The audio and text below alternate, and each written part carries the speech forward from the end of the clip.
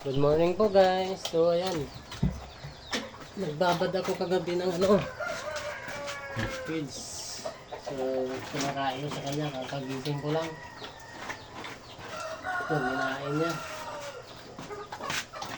May gamot na rin to na may pinalik, amoxicillin at polyclo. At nilagyan ko ng asukal para matamis. Kasi may hilig siya sa matamis. Ayan, kain siya.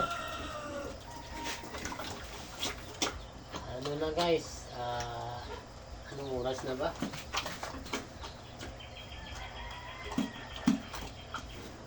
5:53 ngayong umaga ngayon. Yung oras.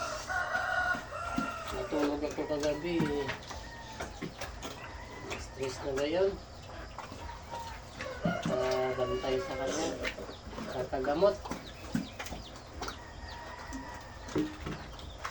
So, ayan, thank you.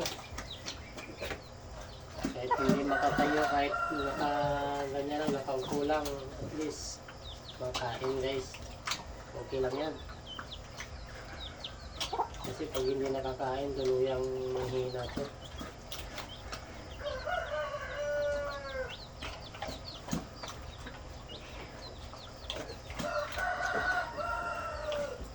Sinucheck ko kung may lagnat. Dito yung mga bait niya. So, yan.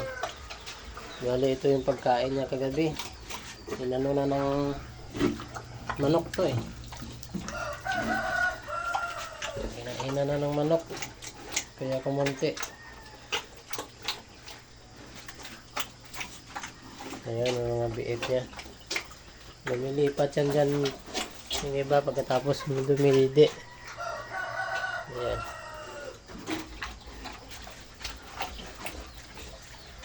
Pwede kaya nilalagay ko dyan pag naghuhugas ako dito.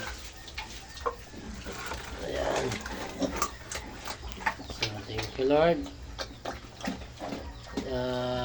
Dalawang cobra kagabi na ubos ko. Tapos isang sting kasi wala dyan sa isang tindahan. So bumili ako sa ibang tindahan yung kagabi, nagmotor ako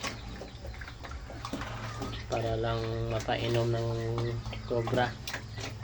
Ganda kasi yung cobra guys, energy drink, tapos asukal, saka yung suka din. Sinusubo ko rin dyan yung suka sa kanyang bunganga. Suka, asukal na muscovado. Tapos yung cobra mismo. Yan. Bali, 3 bioflo, 3 mipinamic, 3 amoxicillin yung napainom ko ngayon sa kanya simula alas 8. Tapos kagabi mga alas 11 yata yun guys. Tapos ngayong umaga alas 6 na eh. Ayan. So wala akong tubig. Hindi ako tubig. Inom ka. Ayaw nung kwan. So yun guys. Bye bye. Subscribe pala guys sa bagong nanonood. Kailangan ko ng subscriber. Ayun, tumayo na.